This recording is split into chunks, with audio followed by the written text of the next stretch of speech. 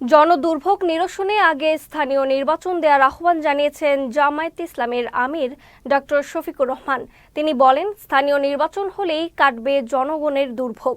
বিকেলে চাঁদপুরের হাজীগঞ্জ বিশ্ব রোডে জেলা জামায়াত আয়োজিত পথসভায় প্রধান অতিথির বক্তব্যে তিনি এসব কথা বলেন। শফিকুর রহমান বলেন, স্থানীয় নির্বাচনের আগে অবশ্যই জাতীয় নির্বাচনও দিতে হবে, তবে জাতীয় নির্বাচনের আগে কিছু মৌলিক সংস্কার চায় দেশের মানুষ। জামায়াতে আমির বলেন, 5 আগস্টে একটি গোষ্ঠী খান খান হয়ে ভেঙে পড়েছে। দুঃশাসন আর দুর্নীতি করে কেউ বাঁচতে পারবে না।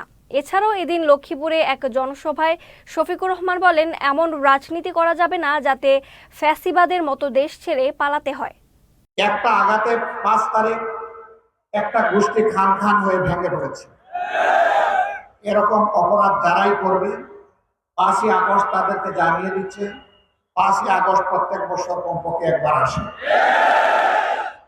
5 আগস্টের রাস্তা যারা চিনে ফেলেছে, এই জাতিকে কেউ আর দুঃশাসন আর দুর্নীতি দিয়ে বাঁচতে পারবে না।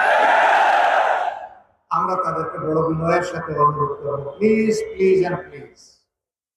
গোটা জাতি মজলুম ছিল, আপনারাও মজলুম ছিলেন, আমরাও মজলুম ছিলাম। এমন কোনো কাজ করবেন না যা করলে আমাদের শহীদদের আত্মা কষ্ট পাবে।